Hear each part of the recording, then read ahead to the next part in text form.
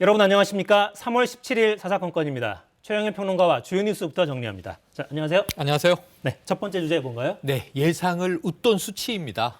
뭔지 아시겠죠? 네, 지금 코로나. 62만 1,328명입니다. 62만 명. 네, 당국이 예측했던 게 예. 정점이 아마 37만 명 안팎일 거다 그랬는데 네네. 훌쩍 넘어갔어요. 그러니까 과거의 전문가들은 뭐 50만에서 100만도 나올 수 있다는 얘기는 했지만 방역 당국은 이제 약 37만 명. 그런데 어제 이미 40만 명을 넘겼었어요. 정점인가 했는데 아니었습니다. 20만 명 가까이 늘었고 62만 명으로 훌쩍 넘긴 거예요. 제일 걱정은 이 의료 대응이죠. 위중증 병상인데 지금 한 이제 900여 병상이 남아 있고 네. 1,800여 병상이 사용 중인데 사용률, 가동률은 65.5% 정도 됩니다. 그런데 이제 문제는 이 현장에서는 이미 포하다 하는 얘기도 들리고 있기 때문에 걱정이고요.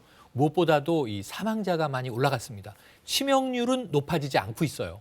오히려 50대까지는 치명률이 독감 수준으로 낮은데 60대 이상 고령자, 70대, 80대로 갈수록 사망률이 급증을 하면서 지금 사망자는 오늘 발표된 어제 하루 400명을 넘겼습니다. 네. 치명률이라는 건 숫자일 뿐이고 네. 한 분 한 분 생명이 소중하니까요. 맞습니다. 자, 지금 시행되는 거리두기가 이번 주 일요일까지인데 네네. 내일 새로운 발표가 있다죠? 그렇습니다. 어떻게 발표가 될까요? 있는데 애초에는 좀 많이 완화될 걸 예상했어요. 6명 인원 제한이 한 8명으로 풀리지 않겠느냐. 지금 밤 11시까지 영업 제한은 한 자정까지 가지 않겠느냐. 네. 근데 지금 이 상황에서는 이 방역 당국도 좀 조심해야 되기 때문에 더 조이진 않겠지만 제한적으로 풀 것 같다. 예를 들면 인원은 그대로 6명, 영업 시간 자정까지 혹은 인원은 8명, 영업 시간은 현재까지처럼 11시. 내일 발표를 지켜봐야 될 것 같습니다. 네. 이 마당에 완화하기는 쉽지 않아 보이죠? 네. 다음 주제는 뭡니까? 자, 3년여 만에 0.25%포인트 인상. 뭘까요? 미국 기준금리 아, 얘기입니다. 맞습니다. 네. 네. 좀 많이 올릴 수 있다 이런 충격요법이 예상된다는 기사까지 네. 있었는데 네. 그렇진 않았어요. 두 가지였죠. 금리도 많이 올리고 이 양적 완화를 긴축하는 것을 강하게 하겠다. 이렇게 예상이 됐는데 아무래도 지금 우크라이나 전쟁의 와중이고 이것 때문에 이제 글로벌 공급망이라든가 유가 급등 문제가 있습니다. 안 그래도 인플레이션 우려가 있고요. 그래서 지금 말씀하신 대로 0.25에서 0.5% 구간으로 올렸는데 파월 의장 발언을 들어보면 이번에 올린 게 다가 아닙니다. 앞으로 회의 때마다 올리겠다. 한 3차례 정도 연내에 더 올리면 결국 올해 말 정도면은 2.0%까지 미국의 기준금리가 오를 수 있겠습니다. 네. 한국 금리도 따라 오를 수밖에 없죠. 그럼요. 지금 이 달러가 기축통화고요. 결국은 이제 이것을 그냥 방치하게 되면 이 국내의 자금 유출이 우려되는 겁니다. 달러화 강세, 원화 약세 이렇게 되면 안 되기 때문에 환율 조정 차원에서도 우리도 이미 올리고 있습니다만 이 미국과의 적절한 격차를 유지하면서 따라서 올릴 수밖에 없는 상황입니다. 네. 영끌 투자하신 분들 많으실 텐데 금리 추이 잘 좀 지켜보셔야겠네요. 자, 다음 주제 뭔가요? 네, 한밤 일본 또다시 공포. 네. 일본 강진이었죠. 강진입니다. 이게 사실은 처음 발표 때는 규모 7.3으로 발표했는데 새벽에 7.4로 바꿨고요.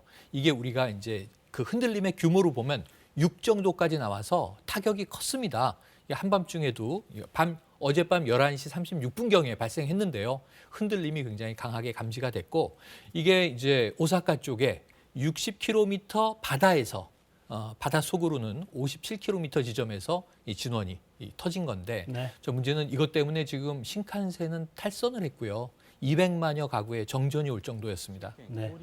지금 화면 보고 계신데 엄청나게 흔들립니다. 굉장히 강하고 오늘 오후에 NHK 발표를 보니까 사망자도 나왔습니다. 미야기현에서 2명, 후쿠시마현에서 1명, 그리고 또 이제 부상자도 한 209명이 나온 것으로 집계가 돼서 상당히 피해는 컸다고 봐야겠습니다. 네.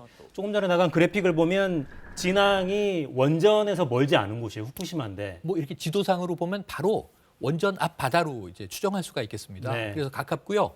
원전에 영향이 있었습니다. 사실 이제 일본 외신 보도로 보면 지금 이제 이 그 오염수를 저장하는 탱크가 위치를 벗어났다. 그리고 이제 사용 후 핵연료를 보관하는 수조가 냉각 기능이 2시간 동안 정지돼 있었다. 이제 그럼에도 불구하고 일본 정부는 원전의 안전에는 문제가 없다. 도쿄전력은 이게 65도 이상 이 수온이 올라가지 않는다 이런 이제 발표들을 해서 안심을 시키는 분위기인데 사실은 정황을 보면 이게 안심해도 될지 또 앞으로 이게 자연 재난인데 지진이 또 오진 않을지 일본 내에서도 일단 걱정은 커지고 있는 상황입니다. 네. 규모가 큰 지진 뒤에는 반드시 여진이 따라오게 돼 있어서 네. 계속 좀 지켜봐야 될 것 그렇습니다. 같습니다. 네. 최영일 평론가였습니다. 고맙습니다. 고맙습니다.